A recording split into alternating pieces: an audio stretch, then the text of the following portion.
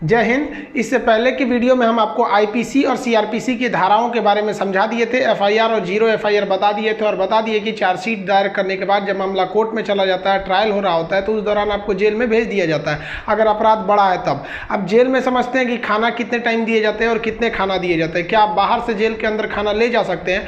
और क्या उम्र कैद 14 साल की होती है और जेल में एक दिन 24 घंटे का न होकर क्या 12 घंटे का होता है? और फांसी की सजा सुनाते दौरान जज कलम क्यों तोड़ देता है? और फांसी से पहले कौन कौन सी ऐसी इच्छाएं हैं जिसे आखिरी ख्वाहिश समझ के पूरी की जा सकती है? देखिए, जो जेल होता है वो राज्य सरकार के अधीन काम करता है और जेल की जो पुलिस होती है वो नॉर्मल पुलिस से अलग होती है। ये इसका प्रशासन पूरी तरह इस जेल प्रशासन के अंदर होता है। इसमें बहुत कम पुलिस वाले होते हैं, जो ज़्यादा मिलेंगे आपको बाहर ही। अंदर पुलिस वाले बहुत कम मिलते हैं। अंदर का जितना काम होता है वो कैदी ही करते हैं। कैदी जब शुरू में जाते हैं तो उन्हें नंबर नहीं दिया जाता है। हाँ, जब उनकी सजा मुकर्रर कर दी जाती है, ज़्यादा दिन की सजा है, तब उन्हें नंबरदार बना दिया जाता है। ऐसे आप जाइएगा 10 दिन 14 दिन के लिए तो नंबर नहीं बनाएगा, ऐसे ही छोड़ देगा। यही कपड़ा पे छोड़ देता है, कपड़ा भी नहीं देगा आपको अलग से। लेकिन हाँ, अगर ट्रायल लंबा चलने वाला आपका, तब आपको नंबर देगा और आपको बैरक बताएगा किस बैरक में। उसमें कई बैरक होते हैं, यानी सेक्शन होते हैं। मतलब खतरनाक वाले को किस साइड में रखना है, जो नॉर्मल आया है पता है, जेलर को पता है कि भाई सब ये आया अभी 7 दिन में चल जाएगा, तो उसको दूसरे बैरक में रखता है। जेल में नाश्ता खाना सब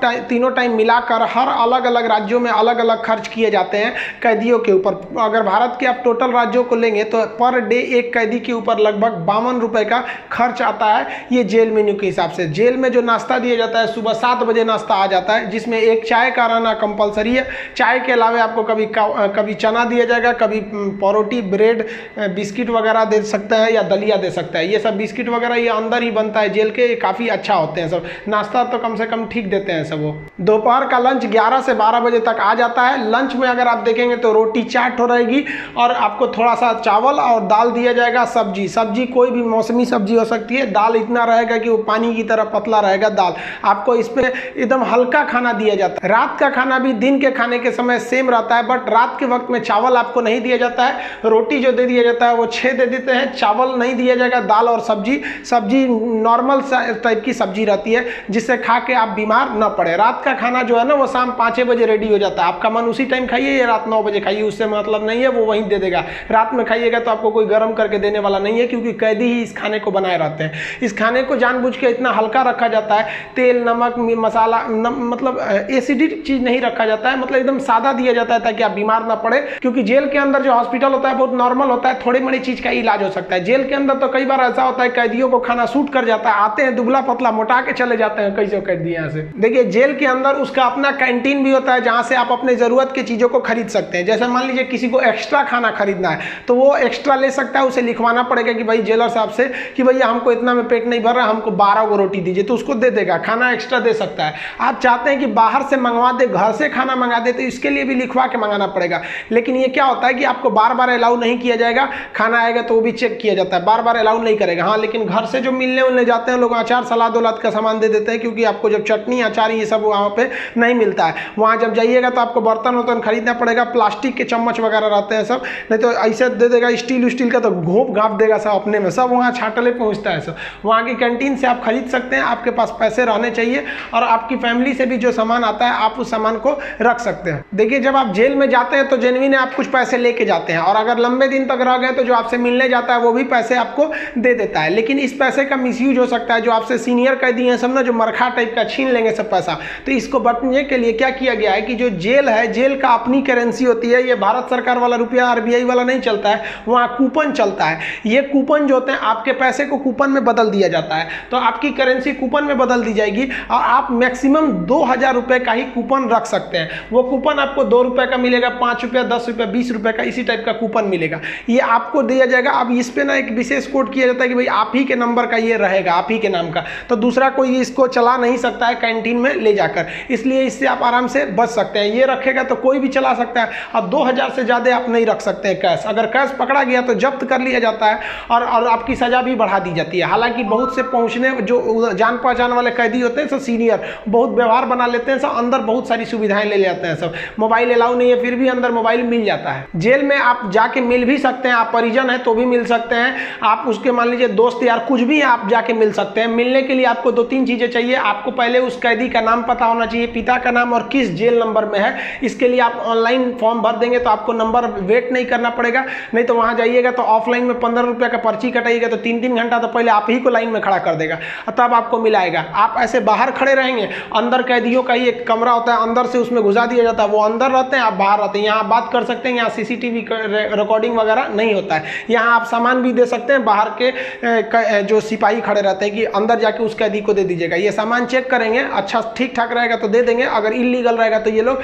नहीं देते हैं और आपकी सजा को बढ़ा देते हैं। तो आप मिल सकते हैं। मिलने का टाइम 10 बजे से 3 बजे तक होता है, उसके 3 बजे के बाद जाएंगे तो मिलने नहीं देगा, 10 बजे से पहले जाएंगे तो नहीं मिलने देगा। आप वहाँ जाए कि अगर किसी से मिलने जाते हैं, देखिए कई बार ऐसा भी होता है कि फर्जी FIR में किसी को फंसा दिया जाता है, वो भी बता देंगे कि फर्जी FIR होता है तो कैसे आपके नाम को हटाया जा सकता है। और बहुत से स्टूडेंट्स को इस बात का डर रहता है कि जब वो तैयारी कर रहे होते हैं तो उनका पड़ोसी वाला उल्टा सीधा केस में फंसा देता है, FIR करा देता है, तो वो टेंशन में आ जाते हैं कि मेरी नौकरी चली जाएगी। अरे भाई हम गारंटी देते हैं नहीं नौकरी जाने देंगे। अब उसको भी वीडियो में समझा देंगे कि कैसे आपके ऊपर FIR हो गया है तो उसे कैसे कटवा सकते हैं, और आप स्टूडेंट हैं, आपका FIR हो गया, नाम चला गया, फिर भी आपका जॉब होगा, गारंटी बोलते हैं कि होगा। अब बहुत से लड़कों का ऐसा कराए भी हैं, और नियम है, हम क्या अपने घर से कराएं, नियम है, बस आप नहीं जानते वो अलग बात है। तो आप उन लोग के लिए गिफ्ट वगैरह लेते जाइएगा। गिफ्ट मतलब क्या चीज़, खाने पीने का अचार वचार ले लीजिएगा, थोड़ा सा घी वगैरह ले लीजिएगा, ताकि अंदर अच्छा खाना नहीं लगता है, बाहर का इतना ज़्यादा आइटम रहता है, अंदर जाके आदमी उब जाता है। गुटखा वगैरह नहीं ले जा सकते क्योंकि अंदर जो सफाई का काम होता है वो कैदियों को ही करना रहता है। गुटखा दे देंगे तो खा के थूक देगा।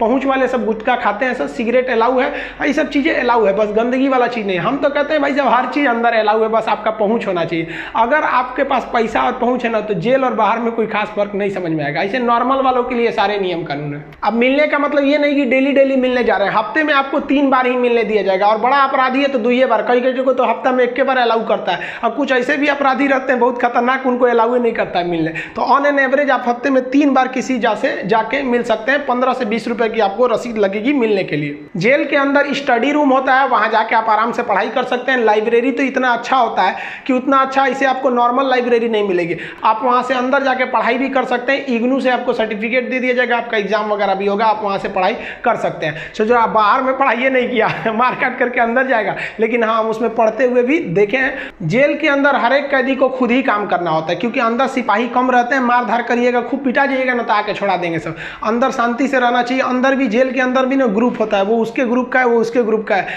अगर आपको ज़्यादा दिन तक रहना है तो ग्रुपबाजी समझ जाइएगा, नहीं तो कुटा के आएंगे। उसमें क्या होता है, माली का काम होता है। जो जेल का कैंपस बहुत बड़ा होता है, जेल छोटा छोटा नहीं होता। अंदर जाएंगे तो एक दूसरे दुनिया है, वहाँ अंदर सब्जी वगैरह बोई गई रहती है, यही सब्जी आपको बनाने के लिए आ जाती है। कुछ अलग से भी सब्जियाँ वगैरह आती हैं, तो इसमें भी काम कर सकते हैं। कुक वाला, खाना बनाने वाले में भी काम कर सकते हैं। सबसे टफ यही काम होता है, सबके लिए खाना बनाओ, वो भी टाइम से बनाओ। यहाँ पर इसके अंदर कुछ फैक्ट्रियाँ भी होती हैं जहाँ पे आपको सोफ़ा बनाने के लिए आता है, कपड़े सिलने के लिए भी दे दिए जाते हैं सब।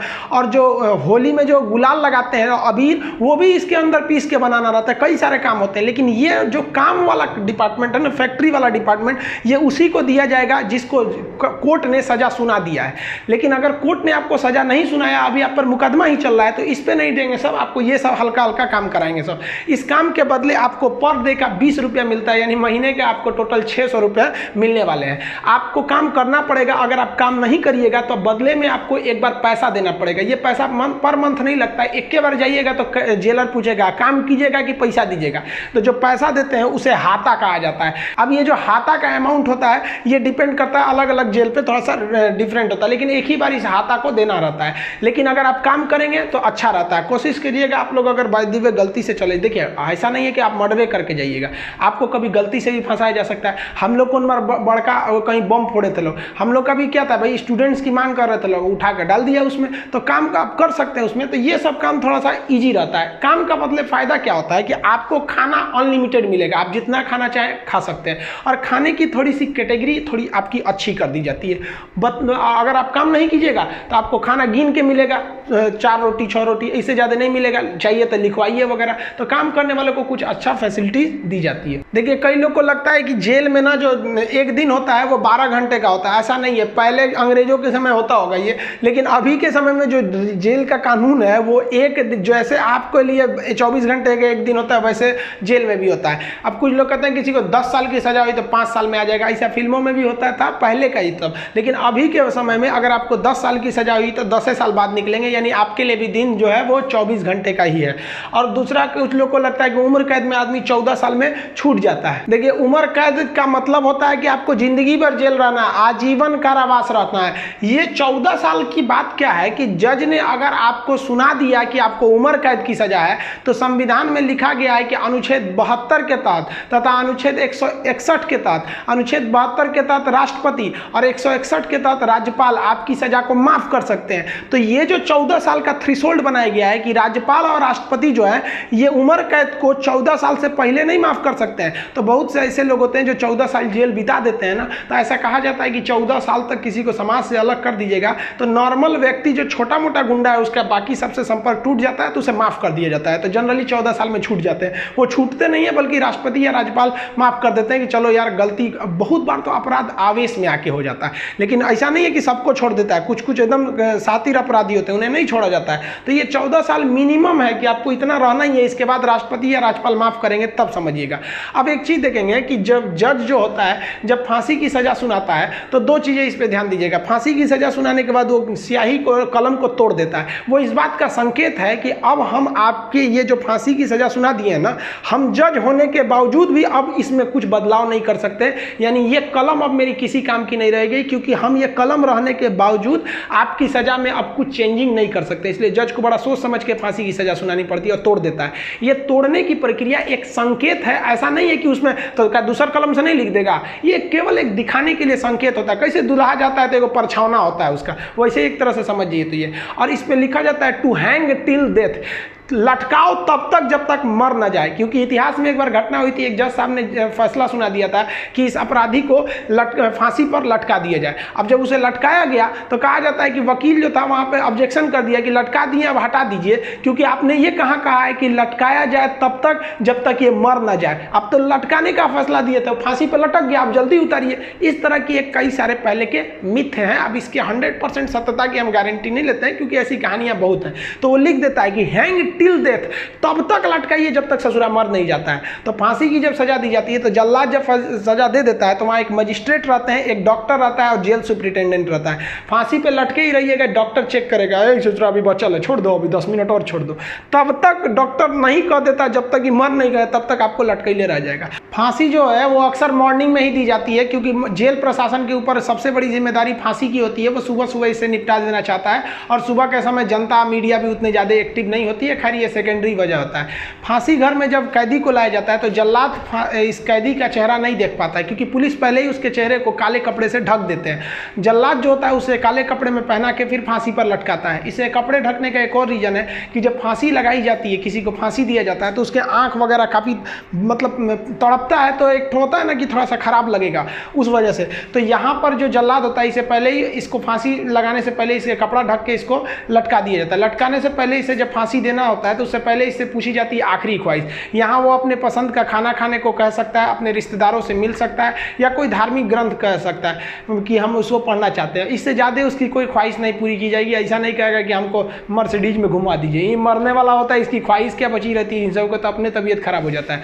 जब इसके कपड़े में जल्लाद जब फांसी देने जाता है तो इसके कान में कहता है कि मुझे तुम माफ़ करना, मतलब ये हमारी ये तो मजबूरी थी, भगवान के लिए मुझे माफ़ कर दो या अल्लाह के लिए मुझे माफ़ कर दो, तुम्हें अपने भगवान का वास्ता, जिस धर्म का ये अपराधी है। क्योंकि भाई इसमें कैद, ये जो जल्लाद का, इसका क्या दिक्कत है? इसको तो जज ने जो आदेश दिया वो इसको पालन करना है। फांसी के बाद इसके जो बॉडी होती है वो पोस्टमार्टम के लिए भेज दिया जाता है, फिर घर वालों को दे दिया जाता है। आप जिस धर्म के हैं उस धर्म के हिसाब से इनका अंतिम संस्कार आप कर लीजिए। आई होप आप जेल मेनू समझ गए होंगे। नेक्स्ट वीडियो में बता देंगे कि फर्जी FIR से कैसे बचा जा सकता है। मिलेंगे नेक्स्ट वीडियो में, तब तक के लिए जय हिंद।